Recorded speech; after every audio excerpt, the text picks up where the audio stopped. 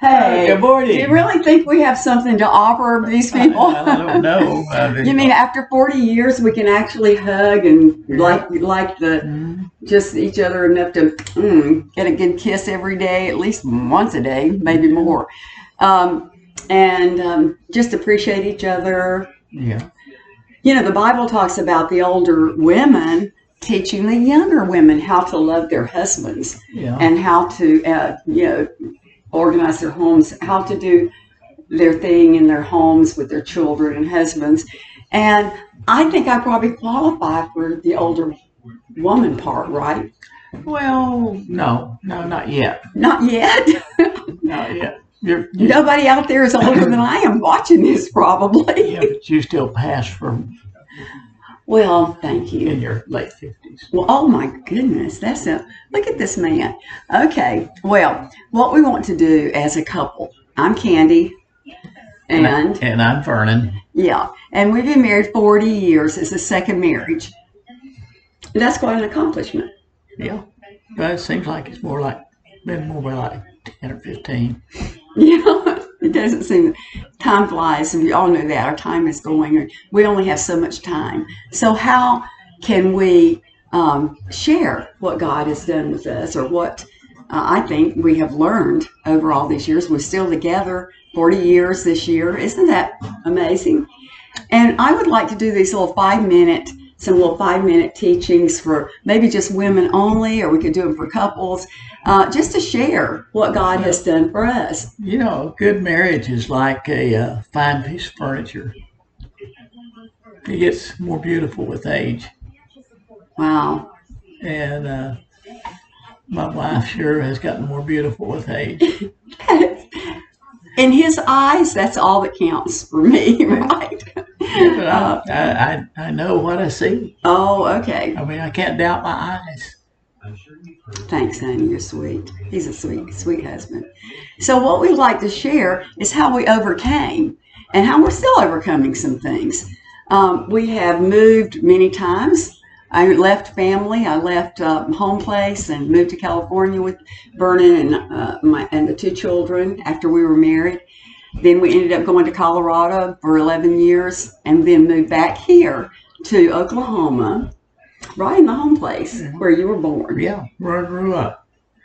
Well, excuse me. Each place that we moved from, as she left, she was crying and, I guess fearful of what lies ahead. But it's turned out that each time she's been blessed more than she could imagine. She's going to be blessed here at the farm too, more than ever.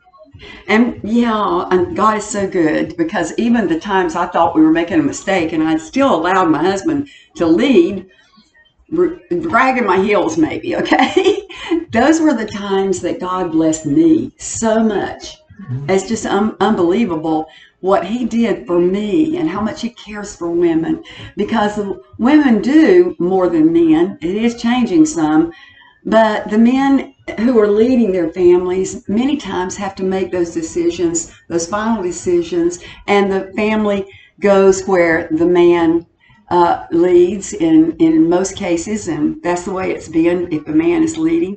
And sometimes it works out differently, but I just want to say that when you have led us, then God has, and I have gone, even though sometimes reluctantly, I have gone without really, I hope I have, without trying to stop you and torment you about it, right? No, you've been good about that, really. Okay. And then I saw, my eyes were open, and I saw how wonderful God was and what he did. So we overcame all those moves and changing, and we actually had our financial situation 25 years ago was very dire.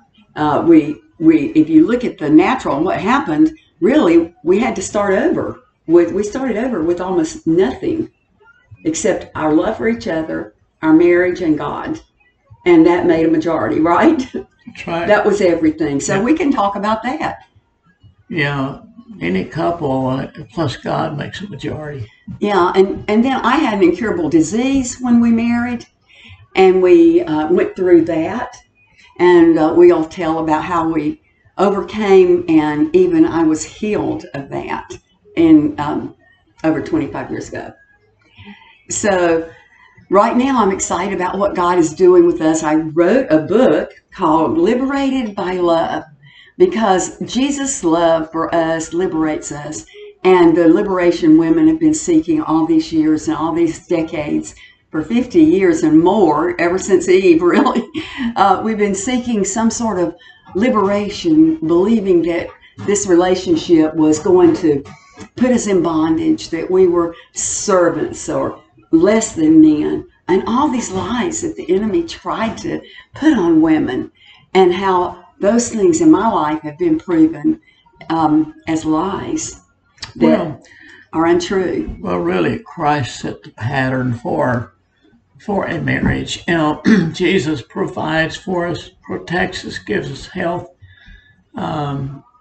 gives us peace, and that's where the husband should come in, to be like Christ to his family and to a wife.